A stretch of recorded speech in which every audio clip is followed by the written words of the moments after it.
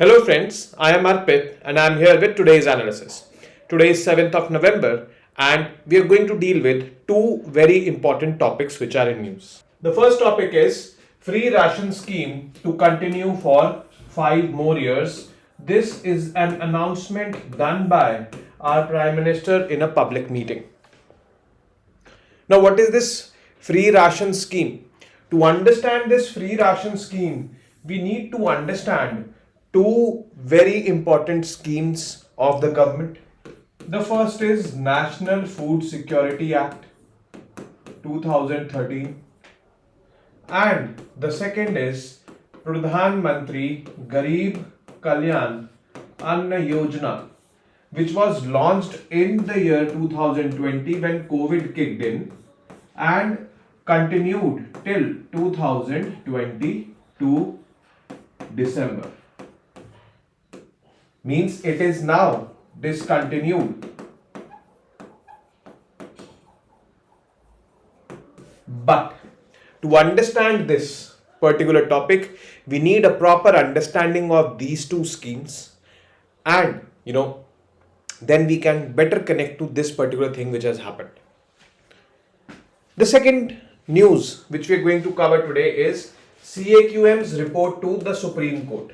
CAQM, Commission for Air Quality Management.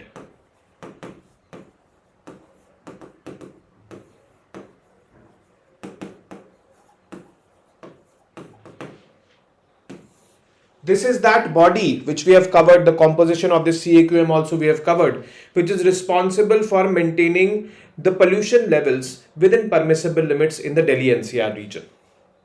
This is that body which is responsible for implementing and administering the Graded Response Action Plan, that is GRAP.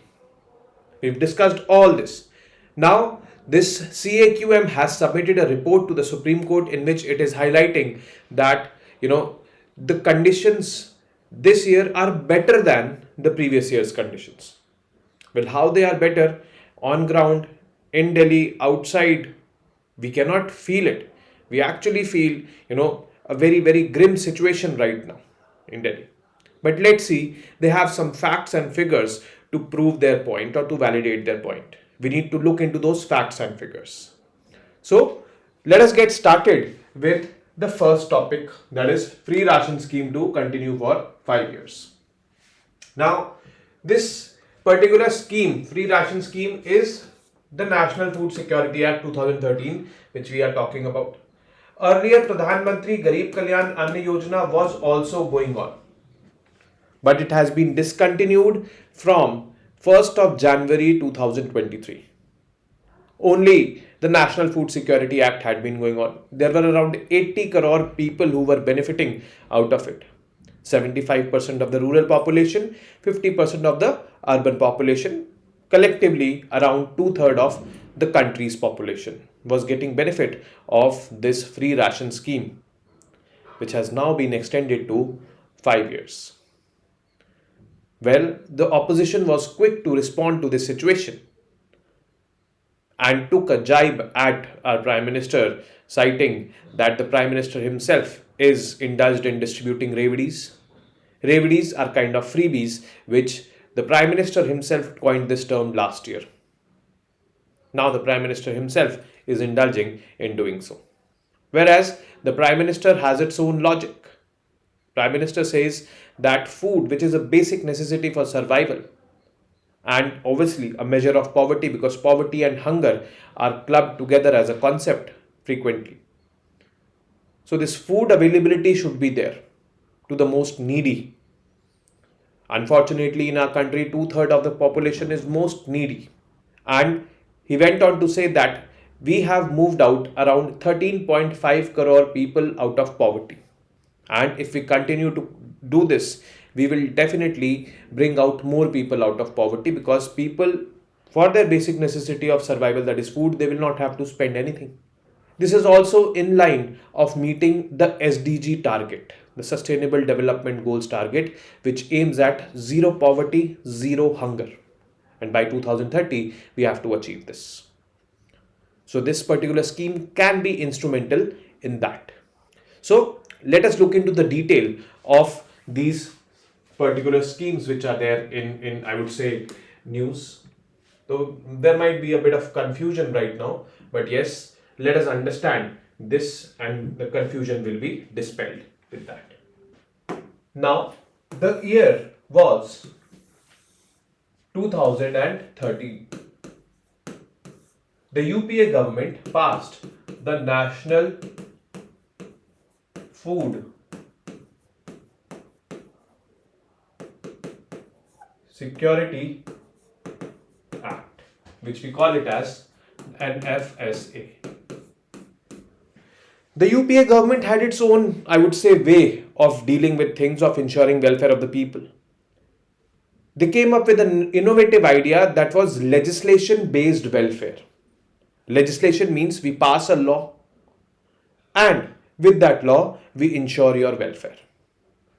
If we are not able to ensure your welfare, means if we are not able to supply you food grains, you can file a case against us because we are violating the law. It is as simple as that. Okay, so this was legislation based welfare concept. Legislation based welfare. Now, food grains had to be provided. Two categories of people were identified. First category was priority households.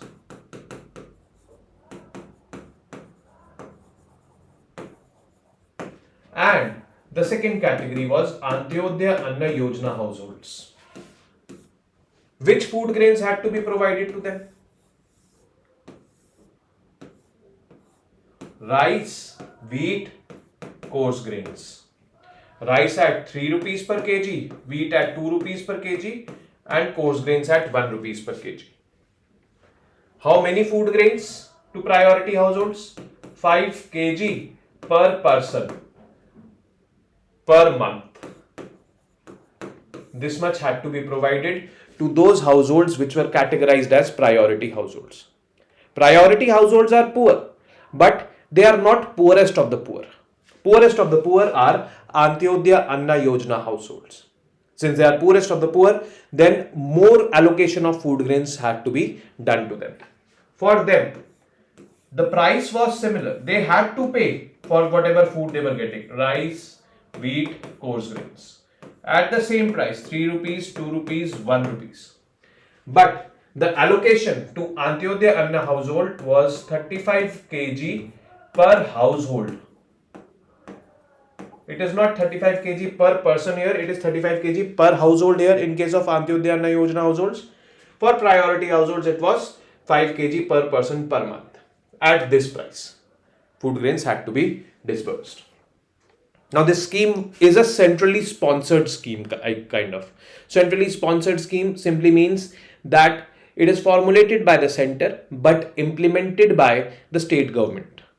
The fund sharing is also there between the center and the states. Okay. Here 50% was the fund sharing. What was the scenario? The central government was responsible for procuring the food grains from the farmers at MSP, minimum support price. Food Corporation of India was there. Then those had to be distributed to the state governments. State governments were responsible for identifying the beneficiaries in their respective states.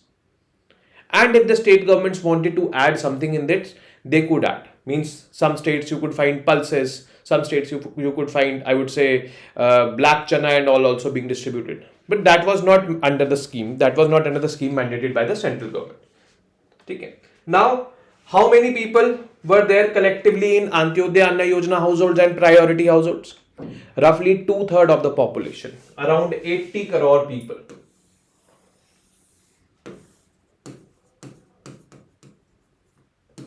80 crore means half of urban population and 3/4 of rural population. 50% of urban, 75% of rural population. Collectively, 2/3 of the entire country's population was eligible to get benefits under this. This was basically the National Food Security Act. And there were some special provisions for pregnant women, pregnant ladies, increased allocation of, I would say, food grains was there. There were some allocations for the school children also, because the midday meal scheme was also clubbed with this National Food Security Act. Then in 2020 came COVID. And from April 2020, the government started another scheme for food distribution. That scheme was called as Pradhan Mantri Garib Kalyan Anna Yojana. Beneficiaries were already identified, these 80 crore who were eligible for this. These 80 crore was the most vulnerable section of the society, you can consider it this way. And for them, this though was there. They were getting these entitlements during COVID. Additionally, on top of this, Pradhan Mantri Garib Kalyan Anna Yojana benefits were given to them. What were the benefits in Pradhan Mantri Garib Kalyan Anna Yojana? 5 kg per person per month, irrespective of whichever category you are in. You are in Antyodaya Anna Yojana household or you are a priority household, doesn't matter. This was the clear-cut allocation. 5 kg per month per person will be allocated. 2 food grains here, rice and wheat, at 0 rupees, means free of cost. It was totally free. So, 2 difference you need to know. First difference, that here there is no bifurcation or there is no classification, priority households or Antyodaya Anna Yojana households. Second, you need to know that there are only 2 food grains, that is rice and wheat. Coarse grains are not here in this Pradhan Mantri Garib Kalyan Anna Yojana. And second difference, rice and wheat 5 kg per person per month, free of cost will be available. You don't have to pay anything. And one more important fact which I am reiterating is that this much allocation was over and above this allocation. Means if there is a priority household guy who's already getting 5 kg per month, per, I would say, per person per month ration at this price, he will be getting 10 kg. Now 5 kg to this, 5 kg this, but he will be only paying for these allocations, 3 rupees, 2 rupees, 1 rupees. Okay. So this was the scheme. These were the 2 schemes, I can say. Chalo, this continued, kept on continuing. The states kept on requesting the central government that we need to continue. 2022, the COVID impact started to come down. Markets were opened. People were back to their works. But now government had to, reconsider this, because it was, putting strains on the financial, I would say, coffers of the government as well. And it was also depleting the buffer stocks we had. So the government started to think and rethink of removing this. This scheme continued in 7 phases. The 7th phase was from September 2022 till December 2022, and finally the government took a call on this and discontinued this in 2022 December. When it was discontinued, government did one more thing. Government said, I am taking the free component of this particular scheme over here. Means earlier this though is discontinued, means now people will only be getting 5 kg per person per month if that person is belonging to a priority household, or 35 kg per person per month, per household per month if that is an Antyodaya Anna Yojana household. Additional allocation will not be there. But the free component came here, means now the people will be getting 5 kg per person per month free of cost. These, I would say, things. It became 0, 0, 0. This has also become 0, 0, 0. So this was announced by the government that from 1st of January 2023, this will continue till December 2023. Next month is December. It had to end, this free component of National Food Security Act. But this now has been extended to 5 more years. This is what the Prime Minister announced in this particular meeting. So I hope you've understood these 2 schemes. Pradhan Mantri Garib Kalyan Anna Yojana, no longer there. But yes, the free component of that was existing. that free component has been extended to, I would say, the next 5 years. Now, Pradhan Mantri Garib Kalyan Anna Yojana, we've seen that provide free food grains. Discontinuing PMJKY would, however, save the government 15,000 crore a month or about 1.8 lakh crore a year.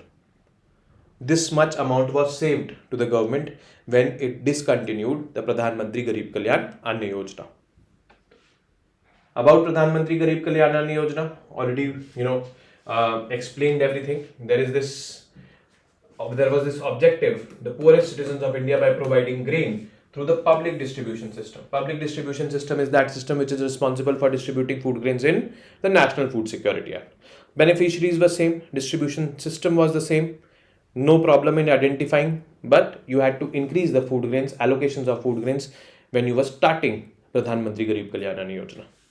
Implementing agency, Department of Food and Public Distribution, Ministry of Consumer Affairs, Food and Public Distribution. Salient features: 80 crore beneficiaries provided 5 kg free wheat rice per person per month. We are talking about Pradhan Mantri Garib Kalyan Anna Yojana, which started in 2020 and continued till 2022. This is in addition to the 5 kg food grains already provided to the beneficiaries under National Food Security Act. 75% of rural population, 50% of urban population, roughly 2/3 of the total population of the country. Achievement: basically during COVID, to alleviate the COVID pandemic induced distress. Initially, the scheme was announced for a period of 6 months only, that is April to September 2020, but it has been extended several times. 6th phase ended in September 2022 and the 7th phase started in this September 2022 and continued till December 2022.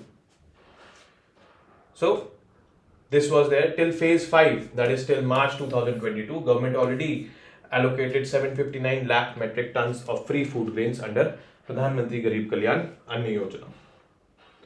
Now about NFSA, same 75% rural population, 50% of urban population. Through public distribution system it is saved, it is distributed. It is also a step towards women empowerment. How? We will see. Okay. What happens in case of non-supply? This is important. In case of non-supply of the entitled quantities of food grains or meals to entitled persons under NFSA, such person shall be entitled to receive such food security allowance, means money you can give them from the concerned state government to be paid to each person. And if that allowance is also not given, you can file a case against the government. Because why? Because it is a legislation based welfare. There is a law backing this particular scheme. And the government not providing it simply means that the government is violating that law. Responsibilities under the NFSA. Joint responsibility of center and state, since it is a centrally sponsored scheme. While the center is responsible for allocation of required food grains to the states are responsible for effective implementation of the act. The work of identification of eligible households is to be done by the states and UTs. Now, price of the food grains: rice at 3 rupees, wheat at 2 rupees, coarse grains at 1 rupees. Okay. Priority households are entitled to receive 5 kg of food grains per person per month. Antyodaya Anna Yojana households are entitled 35 kg per month at the same prices, means 3 rupees, 2 rupees, 1 rupees. Under Schedule 1 of the Act, these subsidized prices were fixed for a period of 3 years from the date of commencement of the Act. Act commenced in 2013 and these prices were fixed for 3 years only, and they had to be revised after 3 years. But it did not get revised. Yes, it did get revised and it became zero in 2023 starting, I can say. Okay. Now, the special focus on women and children. When I talk about women, it provides meals to pregnant women and lactating mothers during pregnancy and 6 months after the childbirth. Such women will also be entitled to receive maternity benefits of not less than rupees 6,000. That is how it is promoting women empowerment. Children up to 14 years of age will be entitled to nutritious meals as per the prescribed nutritional standards, and this is that scheme, the midday meal scheme, which is being clubbed with this particular, I would say, National Food Security Act. Why they have been merged? Because it was proving, to be a burden on the fiscal health of the government. You know, the revenue and expenditure 6.4% or 16.61 lakh crore rupees was the fiscal deficit. The reasons highlighted for the fiscal deficit, the first reason was continuation of Pradhan Mantri Garib Kalyan Anna Yojana. Apart from it, fertilizer subsidies were very high, reintroduction of subsidy on cooking gas, reduction of excise duty on petrol and diesel, customs duty on various products. So all these were other reasons for high fiscal deficit, but one main reason was this also, continuation of Pradhan Mantri Garib Kalyan Anna Yojana, which was discontinued. So some breather the government might have got, but here the subsidies and all continued for fertilizers and all. So this has to be understood in this way. Now this figure tells us why the Pradhan Mantri Garib Kalyan Anna Yojana and NFSA were merged. There were two reasons. First, lower food grain stocks means the buffer stocks of the government was reducing because increased allocation of food grains were there to the people, 5 kg per person to 80 crore people. Then higher economic costs because food prices all over the world were increasing. Why? Because input costs, fertilizers and all, they were becoming expensive. So, that was there. On top of that, government was giving subsidies on fertilizers also. That was increasing the cost of the food products, which was, I would say, burning the pockets of the government.